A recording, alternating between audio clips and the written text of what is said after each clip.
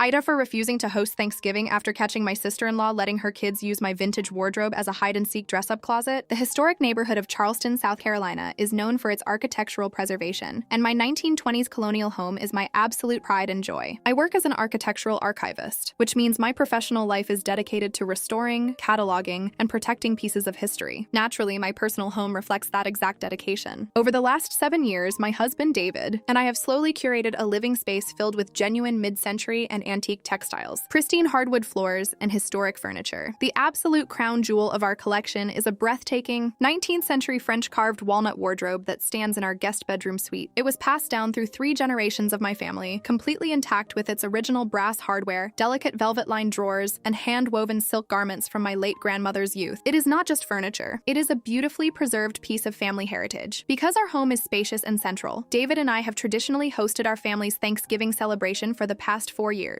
It is an extensive, multi-day production where we open our home to David's extended family, providing gourmet meals, premium accommodations, and a beautiful festive atmosphere entirely at our own expense. This year, David's brother Marcus and his wife Vanessa asked if they could drive down from Atlanta a week early with their 3 children, ages 9, 7, and 4, to avoid the heavy holiday traffic. Sarah, "Sweetie, it would be a total lifesaver," Vanessa pleaded over the phone. "The kids have a staggered school break, and staying with you guys for a few days before the rest of the family arrives would let them settle in quietly." I looked over at David, who gave me an encouraging nod. "Of course, Vanessa," I replied, forcing a welcoming tone despite knowing how chaotic their household can be. "We have the guest suite completely prepared for you. The only thing I ask is that you keep an eye on the children around the antique pieces. As you know, the house is full of delicate archival history." "Oh, absolutely. My kids are total angels. They know the rules," Vanessa chirped smoothly. I chose to trust her. What I failed to anticipate was that Vanessa views my home not as a curated space of historical preservation, but as an expansive, free indoor amusement park for her children, entirely detached from any adult supervision. The first 3 days of their visit were an exercise in extreme patience. Vanessa and Marcus operated under a philosophy of highly permissive parenting, which essentially meant they completely disconnected their awareness the moment they stepped through our front door. They would sit on our screened porch for hours, drinking iced tea and scrolling through social media, while their 3 children ran rampant through our hallways. I constantly found myself quietly intervening, intercepting juice boxes near our custom silk rugs, removing plastic toys from the antique writing desks, and asking the kids not to sprint up the historic spiral staircase. Whenever I gently corrected them, Vanessa would let out a passive-aggressive laugh. "Oh, Sarah, you are just so rigid," she would say, waving her hand dismissively. "Kids need to explore spaces to grow. You're too attached to old things." The breaking point arrived on Thursday afternoon, exactly 1 week before Thanksgiving. David and I had spent the morning out of the house running extensive catering errands for the upcoming family feast. We returned at 3 p.m., our car packed with artisanal ingredients, pumpkins, and table settings. As we walked through the front door, the house was unusually, terrifyingly quiet. Marcus and Vanessa were lounging in the main living room, completely engrossed in a movie with headphones on. "Hey, where are the kids?" David asked, setting down a heavy crate of glass dinnerware on the kitchen counter. "Oh, they're upstairs playing hide and seek," Vanessa muttered, not even looking up from her screen. "They've been up there for an hour. They're being so good and quiet." A sharp, intuitive knot instantly formed in my stomach. The guest bedroom suite was directly above us. I turned around, bypassed the kitchen, and walked rapidly up the stairs, driven by a sudden, protective instinct. As I reached the top landing, I heard muffled giggles, followed by the heavy, horrifying sound of splintering wood and tearing fabric coming from the guest suite. I threw the door open, and the scene inside completely shattered my composure. The guest bedroom had been transformed into an absolute zone of destruction. The heavy, hand-carved doors of my grandmother's 19th century walnut wardrobe were swung completely wide open, vibrating on their historic hinges. The bottom drawer had been forcefully pulled out so far that it had slipped off its wooden tracks, cracking the original tongue and groove joinery underneath. Inside the wardrobe, the 4-year-old and 7-year-old were jammed together, using the delicate velvet-lined shelving as stepping stools. The 9-year-old was standing outside, actively tugging on a priceless 1920s hand-woven silk flapper dress that had belonged to my grandmother. She was pulling it over her muddy sneakers, her sticky, candy-covered fingers leaving dark, permanent stains across the fragile, century-old fabric. 2 other vintage lace gowns had been ripped off their archival padded hangers and were strewn carelessly across the floor, being stepped on and crumpled into balls to serve as cushions for their game. "Stop. Get out of there right now," I gasped, my voice catching in my throat as absolute shock turned into a wave of protective fury. The kids startled, tumbling out of the wardrobe. As the 7-year-old jumped down, his foot caught the edge of the lower carved molding, snapping off a 3-inch piece of the historic, hand-detailed walnut trim with a loud, sickening crack. "What's the big deal?" "We're just playing dress up," the oldest girl complained, dropping the stained silk dress onto the floor. I marched into the room, carefully but quickly retrieving the ruined garments from the floor, my hands shaking with adrenaline. "Go downstairs to your parents immediately," I said, my voice dropping into an ice-cold, unyielding whisper that left no room for argument. "Get out of this room." Hearing the commotion, Vanessa and Marcus finally strolled up the stairs, looking entirely annoyed at having their movie interrupted. "Sarah, what on earth is all the shouting about?" Vanessa asked, stepping into the room. She looked at the fractured walnut trim on the floor, the broken drawer tracks, and her kids holding the historic garments, and her face didn't show a single shred of remorse. "Oh, please don't tell me you're yelling at my children over some old clothes. They were just playing a harmless game of hide and seek." Part 4. A harmless game? I turned to face her, holding the stained, fragile silk dress in my hands. "Vanessa, your children have permanently fractured a 150-year-old family heirloom. They broke the custom wood joinery, snapped off the historic trim, and completely ruined irreplaceable textile history with candy grease and mud. I specifically asked you to supervise them." "They're just kids, Sarah," Vanessa yelled back, her voice rising defensively as she pulled her children behind her. "It's a wooden box and some old, outdated rags. You value garbage from dead people more than your own living niece and nephews? You are being completely unhinged right now." Marcus stepped forward, trying to smooth things over with a dismissive shrug. "Look, Sarah, it's an accident. We'll give you $50 to buy some wood glue or whatever. Let's not ruin the family holiday over a scratch on a cabinet." The pure, casual entitlement of their response completely solidified my resolve. The polite hospitality I had maintained for years vanished instantly. $50? I looked at Marcus, then at Vanessa. "The restoration work on this piece alone will cost thousands, and this silk fabric cannot be replaced. You have completely disrespected my home, my family's heritage, and my explicit boundaries. This is no longer a conversation." I walked down the stairs, straight to the kitchen island where the Thanksgiving planning binder was open. I closed it firmly, slid it into a drawer, and looked at David, who had followed the argument with a grim expression. "David, call the rest of the family," I said, my voice vibrating with absolute clarity. "Thanksgiving at our house is officially canceled. I am not hosting a single person in this family next week." Within 30 minutes, our home erupted into a massive shouting match. Vanessa began packing her bags in a fury, screaming that I was a heartless, hostile monster. By 5 p.m., they had loaded their minivan and sped out of our driveway, but the physical departure was only the beginning of a massive family conflict. By Friday morning, my phone had turned into a continuous stream of notifications. Vanessa had wasted no time launching a coordinated smear campaign across the extended family group chat. She posted a heavily distorted version of the event, claiming that I had screamed at her terrified children, threatened them over a minor household accident, and thrown a family with 3 small kids out onto the street in the dark right before a major national holiday. David's mother was the first to call, her voice sounding incredibly stressed and disapproving. "Sarah, honey, what is going on over there?" she pleaded. Vanessa is in absolute tears. "The kids are traumatized. We already bought our plane tickets to Charleston for next week. You can't just cancel Thanksgiving over a game of hide and seek. Family has to forgive these little things. Can't you just accept an apology and let us come?" "Mom, she didn't apologize," I explained calmly, maintaining my professional restraint despite the immense emotional pressure. "They mocked the damage, offered $50 for a priceless heirloom, and accused me of being unhinged. Vanessa allowed her children to destroy my late grandmother's wedding garments and break historic woodwork. If I host 40 people here next week under these conditions, my home will be completely compromised." David took the phone from my hand, stepping completely into alignment with me. "Mom, Sarah is right," he said firmly. "Marcus and Vanessa showed zero respect for our property. We are backing out of hosting this year. The decision is final." When the emotional manipulation failed to work over the phone, David's aunts and cousins began sending passive-aggressive messages, hinting that our dedication to antique objects was a sign of a cold, selfish lifestyle. They completely tried to flip the narrative, turning my boundary into an act of elitist hostility, but I refused to back down. I realized that as long as I allowed them to treat my home as a free, consequence-free resort, my peace and my history would never be safe. It is now Saturday evening, and a profound, beautiful quiet has settled over our Charleston home. The physical cleanup has begun. A professional furniture conservator arrived this morning to assess the 19th century wardrobe. He confirmed that while the structural joinery can be meticulously repaired over the next month, the cost will be significant, and the broken trim will require custom carving to match the original pattern. I have already sent the formal itemized restoration estimate directly to Marcus and Vanessa's email, making it clear that keeping the peace depends entirely on their financial accountability. The extended family has reluctantly scrambled to reorganize the holiday, moving the Thanksgiving dinner to David's mother's house in North Carolina. Vanessa and Marcus have blocked our numbers, which has honestly felt like an absolute peace offering. As David and I sat in our quiet guest suite tonight, carefully placing the surviving vintage textiles into protective archival storage boxes, I felt a deep sense of validation. I am not the asshole. Protecting your home and your heritage isn't a sign of hostility. It is a fundamental act of self-respect. I refuse to allow my household to be treated with utter contempt by entitled guests. And because I canceled that event, our sanctuary remains entirely our own. The boundaries are firmly set, the historic wardrobe will be restored, and our home remains a beautiful place built on mutual respect, care, and love.